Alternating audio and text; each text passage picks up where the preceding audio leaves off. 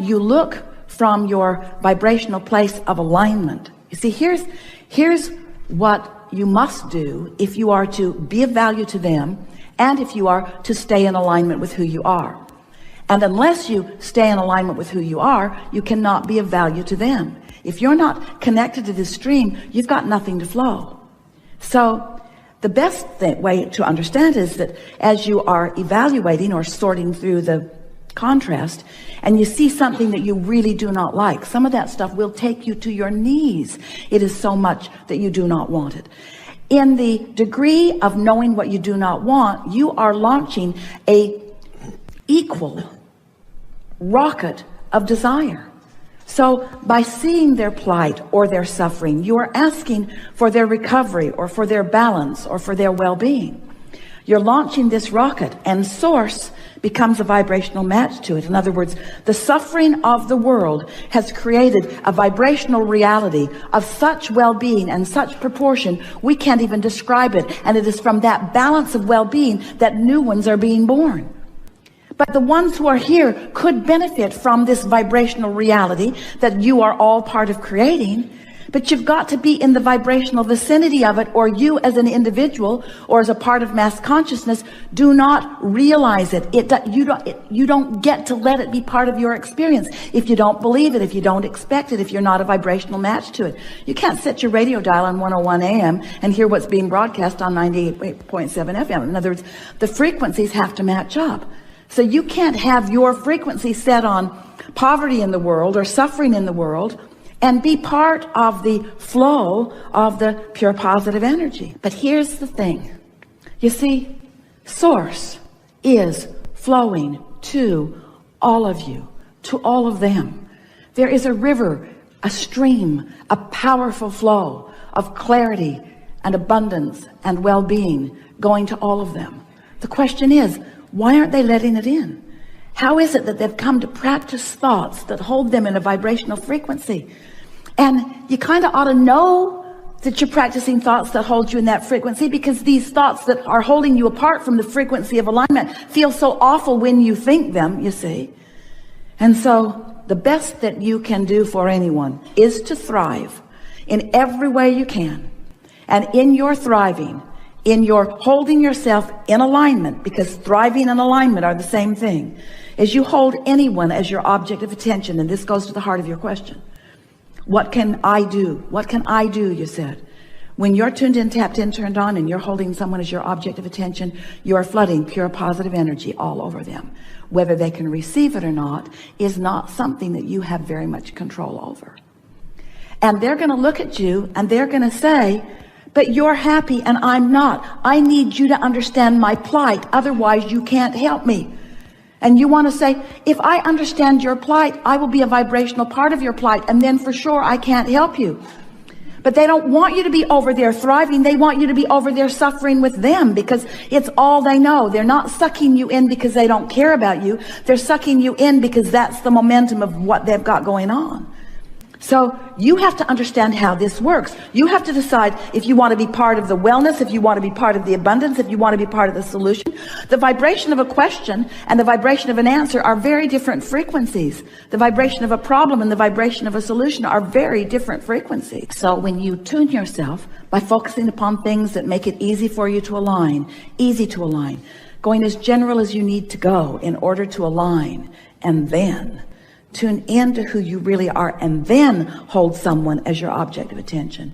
It is our promise to you that if you can hold someone who you formerly saw as suffering as your object of attention, and you've practiced so well that you see them as thriving. That's what Jesus did. As you stood before him dripping your illness, he saw not your illness.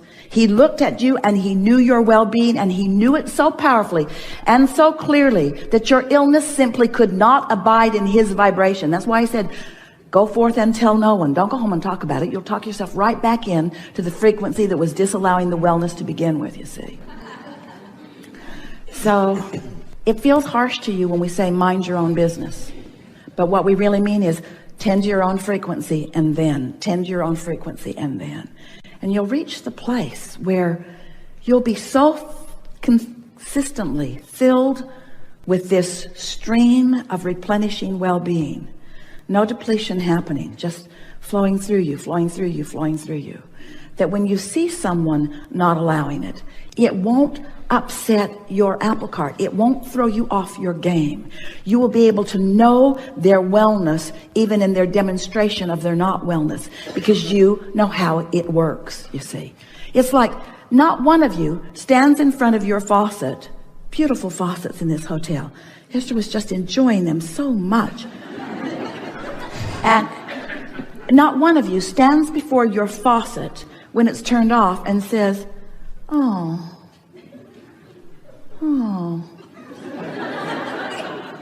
mine's broken. There should be water flowing out of that all the time, you say. You know that from a moment to the next, it can be not flowing or flowing. And we really want you to understand that for those people who look like they're not flowing, from one moment to the next, they could be flowing. But if you see them as not flowing, then you are a perpetuator of that, you see.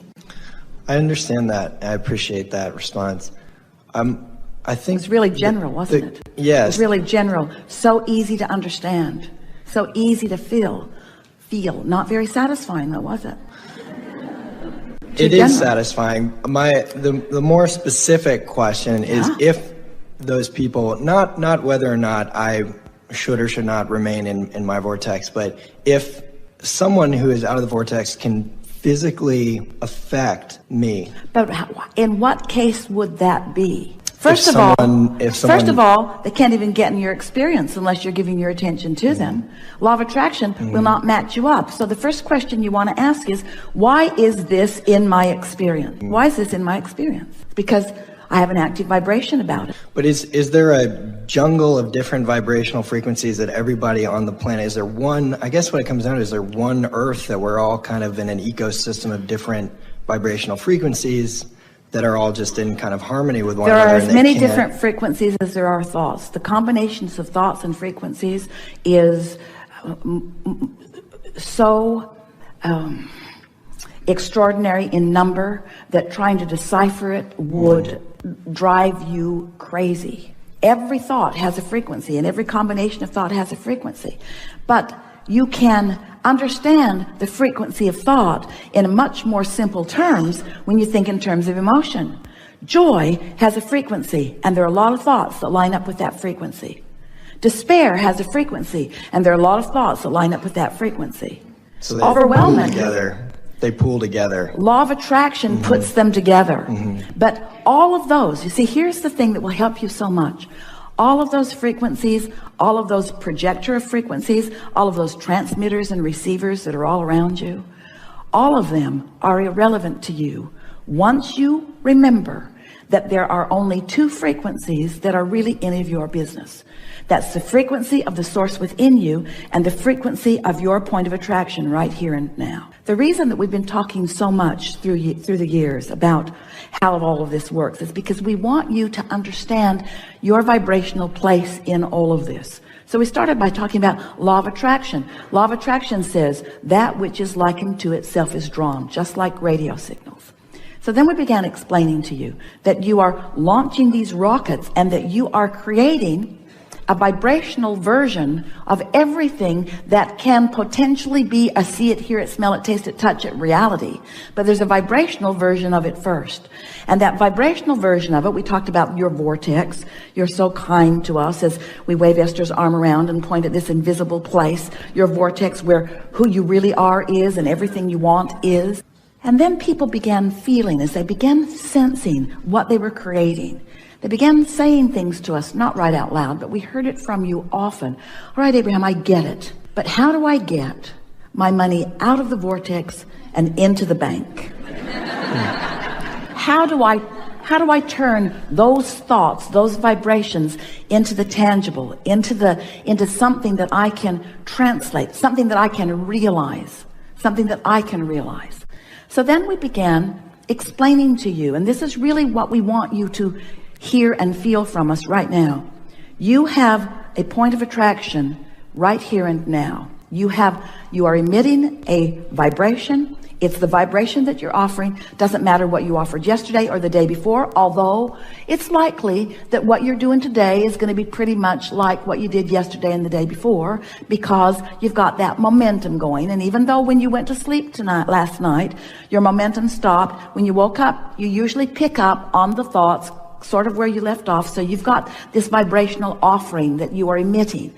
And that signal that you are emitting has a relationship to all of this vibrational reality that you've created. So let's say you've been watching a friend suffer, or maybe it's a mass thing, but let's say it's somebody you care about, and you've been watching, and every time you hear the story, you launch a rocket of what you would prefer. You want prosperity for this friend, and you want order in this friend's life. You want this person to feel good. You want this person to feel happy. Every time they're not happy, you want happiness for them.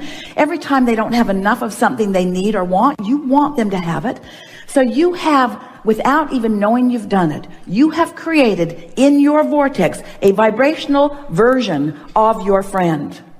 Your friend helped you to co-create this vibrational version. The question that we want to put to you is, which friend do you have your eyes on most of the time? The vibrational version or the reality version? Which friend are you thinking about? Are you focused unconditionally? Get it? Or conditionally? Are you letting the conditions that you don't want to see dominate your vibration by not having the discipline to look here, to look into the vortex? That really is what upliftment is about. You've got to see them as they really are, not as they are temporarily being. And when you catch a glimpse of who someone really is, and you reflect it back to them as often as you can, you speak only when you're alignment to your children, to your girlfriend, to your boyfriend, to the people that you care about, to strangers. You get in the vortex, or you get in vibrational alignment with what's in the vortex, and that's when you speak. Under those conditions, everything that you are is a catalyst to the upliftment of them. Now, can they hear it? Sometimes not. If you're on this high flying disc and they're on a lower flying disc, if they're in a completely different vibrational frequency, your words are just going to bounce right off of them. They're not going to hear it. But you're not doing it for them here. You're doing it for them here. You're not doing it for them anyway. You're doing it for you. Sometimes people say, that person does not deserve my kindness. And we say, no, but you do. You deserve your kindness. You deserve to feel good about this. But Abraham, have you seen the way this person is behaving? How can I feel good about that? You got to find some way to feel good regardless of what's going on, you see. That's what unconditional love is. So if someone you know has the good fortune of being one of your objects of attention, and you are predominantly feeling good, and every now and again thinking about them, you know what happens? This is specifically for you. You get tuned in, tapped in, turned on. You do it all the time. And then from that aligned position, a thought of what you're talking about comes into your mind, because your inner being knows this is the time for you to turn your attention to that. And sometimes, most every time, when that happens, you feel it for just a moment, and then you look at the reality of where they are. And then you feel that great disconnect between what source just gave you because you were tuned in and what you're choosing to focus upon right in their reality. And then the negative emotion that you feel is not about their plight. It's about what you've just done to yourself. Mm-hmm. Don't you love knowing that? Mm-hmm. So you want to say to your friends, I love you so much. And they say, oh, that's so kind. I say, no, I'm doing it for me. I'm doing it for me. Oh, I thought you loved me for me. No. I find that when I love, I feel so good, so it must be for me. Oh, I thought you were loving me for me. No, I don't think so, because it feels so good to me when I love. And when I'm mad at you, it feels so awful. When I feel good, it's my doing. When I feel bad, it's yours. Thank you so much.